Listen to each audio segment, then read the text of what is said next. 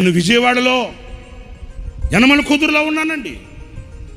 నాకు ఫోన్ చేశారు Sharada colony office నుంచి. అన్న బయలుదేరాడు రాజమండ్రి. అన్నకి ఉదయం 6 గంటలకి బాత్రూంలో పడ్డాడు. అన్నకి కాలు విరిగిపోయింది. కానీ రాజమండ్రి వెళ్ళాలని డేట్ ఇచ్చాడన్న. ఆరోగ్యం బాగోలేదు, ఒళ్ళు క్షీణించిపోతుంది. అప్పటికే అన్న చాలా కరిగిపోయాడు. ఆ రోజు ఏం జరిగింది? ఉదయం బాత్రూంలో పడ్డాడు, కాలు విరిగింది. విరిగిన కాలు మడత పెట్టుకొని రాజమండ్రి వెళ్ళి విశ్రాంతిని పిలిచి, నీకు కార్డ్లెస్ మై కొనిపెట్టాను కదా, అది అప్పటికే విశ్రాంతికి ఫోన్ వెళ్ళింది. విశ్రాంతి అన్నాడు, అన్న కాలు విరిగిందంట కదా, ఎందుకు వచ్చారు మీరు, ఎట్లా భరించారన్నా? నాకు కాలు నొప్పి కంటే నా బిడ్డలు ఎదురు చూస్తున్నారన్న బాధ ఎక్కువగా ఉందిరా. నా కాలు విరిగిపోయింది కాదనట్లేదు.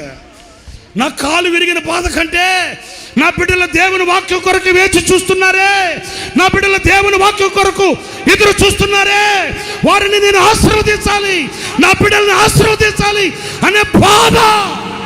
నా ప్రియమైన సహోదరులారా, పని వాళ్ళు కావాలి. ఎలాంటి పని వాళ్ళు కావాలి? ఎలాంటి పనివారు కావాలి? ఎలాంటి పనివారి మీద అభిషేకం కుమ్మరించబడుతుంది? కాలు విరిగితే కాలు మడత పెట్టుకొని, అదిగో చూడండి, దాంట్లో నమ్మకమైన పనివాని సేవ, నమ్మకమైన సేవకుని పని.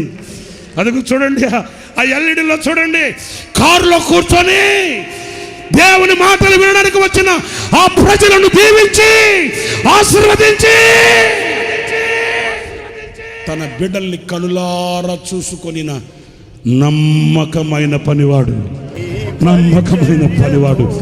శరీరం కరిగిపోతున్నా, రక్తం ఆవిరైపోతున్నా, కంటి దృష్టి తగ్గిపోతున్నా, పని విడువని, కర్తవ్యం మరువని నమ్మకమైన పనివాడు.